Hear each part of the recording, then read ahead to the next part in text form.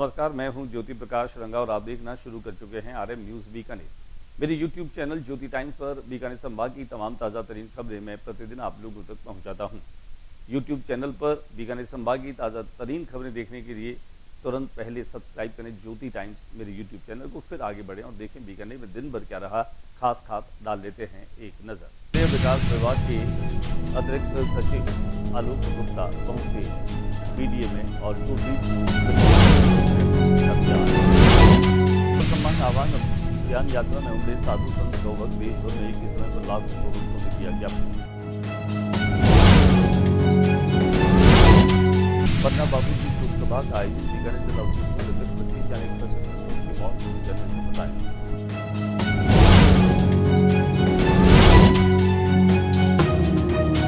विभाग का अलर्ट के बाद बीकानेर में बदला मौसम का मिजाज, तेज हवा, बादलों की गड़गड़ाहट की आवाज और में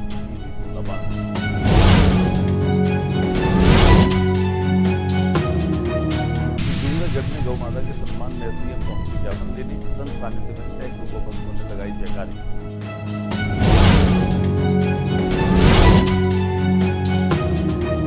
नगरीय विकास विभाग के अतिरिक्त मुख्य सचिव आलोक गुप्ता ने बीकानेर विकास प्राधिकरण कार्यों का निरीक्षण किया।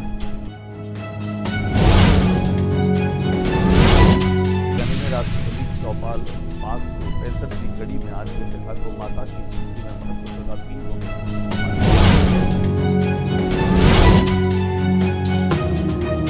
बाजार में हंगामा, 2 पक्षों के लोग हुए आमने सामने जमकर चले, लाठी और डंडे पत्थर। सोशल मीडिया पर वीडियो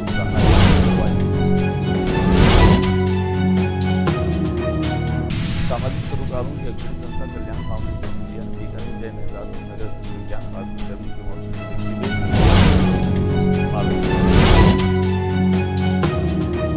कोडम देसर तालाब की बदहाली प्यास से मर रहे हैं पशु पक्षी ग्रामीणों।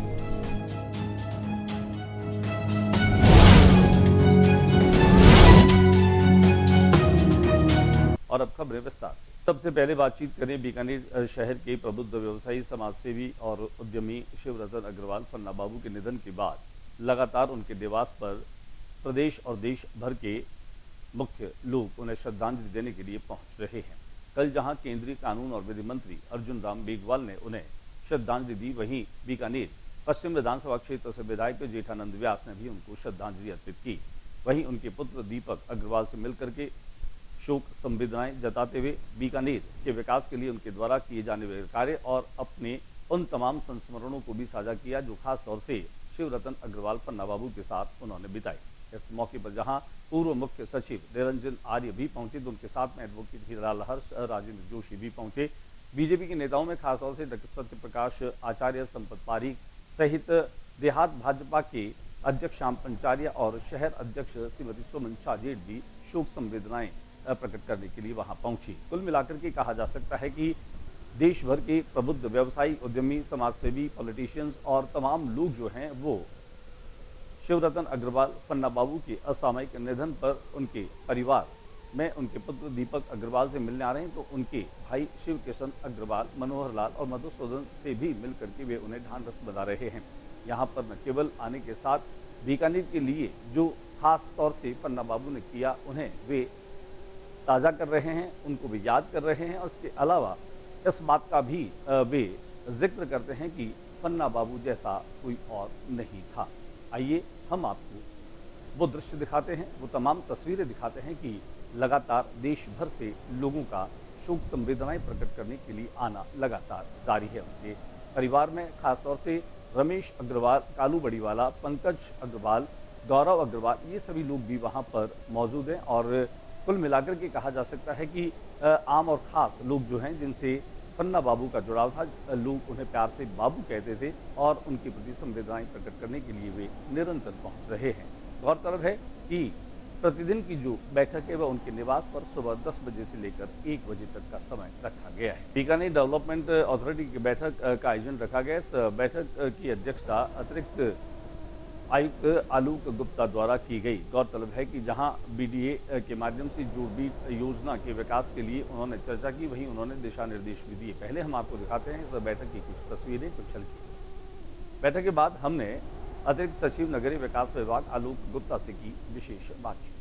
आज बीडीए में यहाँ मीटिंग करी सभी अधिकारियों के साथ, जिसमें चेयरमैन साहब, कमिश्नर साहब, सभी लोग अधिकारी यहाँ मौजूद थे और बीकानेर की जो समस्याएं उनके बारे में चर्चा की गई थी।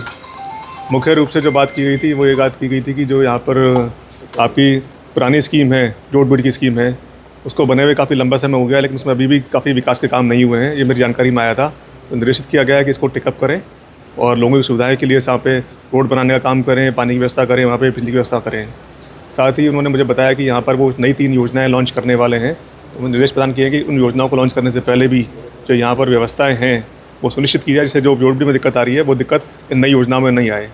आज देश भर में गौ सम्मान आह्वान अभियान यात्रा का आगाज किया गया। बीकानेर में भी सरजुदास जी महाराज के नेतृत्व में सैकड़ों की तादाद में गौभक्तों ने न केवल हस्ताक्षर अभियान चलाए, जिनमें लाखों की तादाद में हस्ताक्षर की विज्ञापन जो है वह केंद्र सरकार के नाम भेजाए। हम आपको बता दें कि बीकानेर में 31,000 हस्ताक्षरों का एक पत्र जो है वो भेजा गया। गौ सेवा यानी कि साक्षात 33 कोटि देवी देवताओं का पूजन। गौ माता केवल दूध देकर आपकी भूख को ही शांत नहीं करती, बल्कि आपके पापों का क्षय भी करती है। यह उद्गार राष्ट्रीय संत श्री सरजुदास जी महाराज ने गौ सम्मान आह्वान अभियान के तहत बीकानेर तहसीलदार के माध्यम से प्रधानमंत्री, राष्ट्रपति और राज्यपाल को ज्ञापन प्रेषित किया गया। ज्ञापन में मुख्य रूप से 3 मांगों को शामिल किया गया, जिनमें गौ माता को राष्ट्र माता का दर्जा देने, गौ सेवा मंत्रालय का गठन हो और गौ हत्या पर पूर्णतया प्रतिबंध लगाने की मांग रहेगी। गौ सेवक शिव गहलोत ने बताया कि बीकानेर में आसपास के क्षेत्र में सैकड़ों गौ सेवकों की उपस्थिति में ज्ञापन दिया गया। गहलोत ने बताया कि देश भर में आज का दिन ऐतिहासिक रहा। गौ सम्मान आह्वान अभियान के तहत पूरे भारत की 5,000 तहसील सहित शहर, नगर, महानगर से लाखों गौ भक्तों के द्वारा यह ज्ञापन दिया गया। दिखाते हैं हम आपको ज्ञापन की कुछ तस्वीर। आज गौ सम्मान अभियान पूरी भारत में जो चल रहा है, उसी की धर्म में से बीकानेर तहसील में जिन 9 तहसीलों में दिया है। आज बीकानेर में 31,000 साइन करके हम लोगों ने माननीय राष्ट्रपति, प्रधानमंत्री, गवर्नर और मुख्यमंत्री को दिए हैं। हमारी सिर्फ 3 मांगों हैं। संतों की मांग है कि गौ माता को राष्ट्र माता का दर्जा मिले, गौ हत्या जिस तरह भारत में हो रही है आजीवन प्रतिबंध लगे और गौ को हमेशा सम्मान मिले। संस्कृति के साथ, सनातन के साथ जब शेर को सम्मान मिल सकता है, मोर को सम्मान मिल सकता है। शिवरतन अग्रवाल फन्ना बाबू के निवास पर शोक प्रकट करने के लिए जिला उद्योग संघ के अध्यक्ष द्वारका पच्चीसिया भी पहुंचे। उनके साथ में जयकिशन अग्रवाल और बीकानेर पूर्व विधानसभा क्षेत्र की विधायक सुश्री सिद्धि कुमारी भी पहुंची, तो वहीं देहात कांग्रेस के अध्यक्ष विष्णाराम सियाग भी यहां पर पहुंचे। यहां पहुंचने वाले वे तमाम जो लोग हैं उनमें खास तौर से एक ही बात का जिक्र होता है कि फन्ना बाबू ने शिक्षा, समाज, स्वास्थ्य और खेलों के विकास के लिए ही नहीं बल्कि सामाजिक सरोकारों से जुड़ करके ऐसे अनेक कार्य किए जिन्हें किसी अन्य के लिए कर पाना असंभव है। डीपी पच्चीसिया ने कहा कि एक स्तंभ के मौन हो जाने जैसा है। उन्होंने कहा कि बीकानेर के लिए अपूरणीय क्षति है। आइए हम आपको दिखाते हैं कि किस तरीके से जिला उद्योग संघ के अध्यक्ष डीपी पच्चीसिया सहित कई गणमान्य लोग जो हैं वह शिवरतन अग्रवाल फन्ना बाबू के निवास पर श्रद्धांजलि देने के लिए पहुंचे।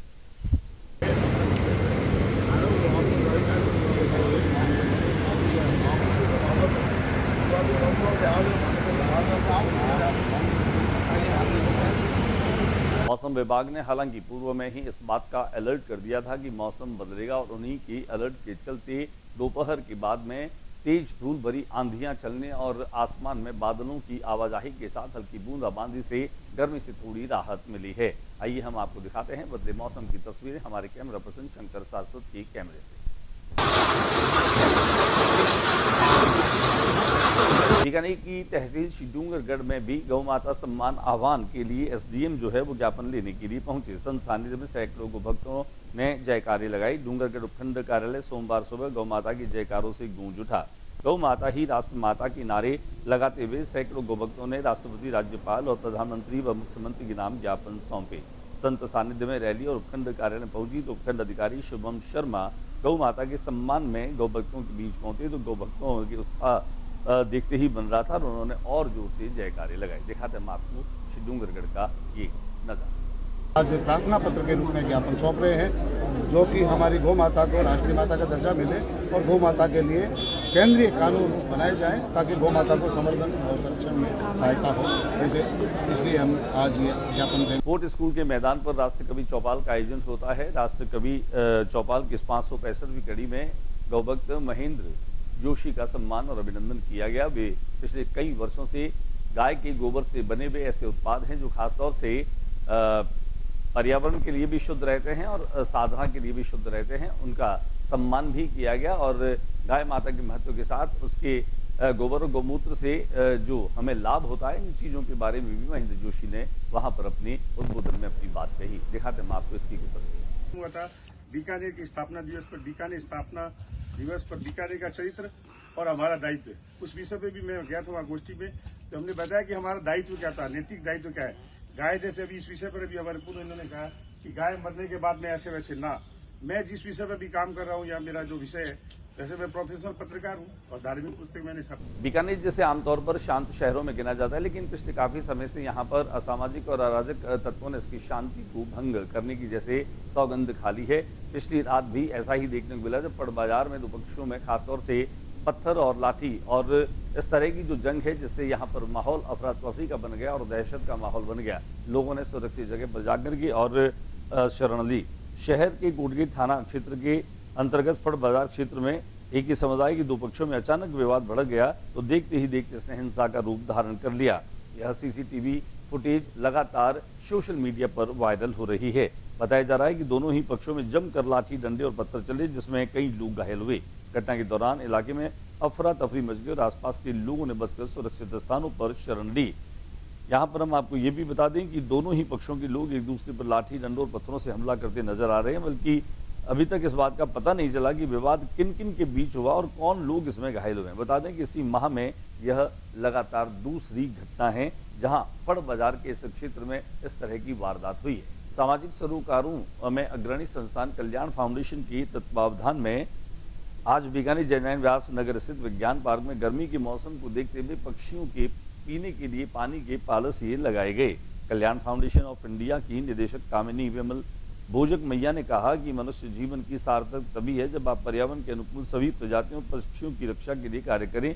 मनुष्य का कर्तव्य है कि वो अपने समाज परिवार के लोगों के साथ साथ पशु पक्षियों के लिए भी कार्य करे। आज इसी कड़ी में कल्याण फाउंडेशन ऑफ इंडिया के द्वारा ये पालसिए लगाए गए।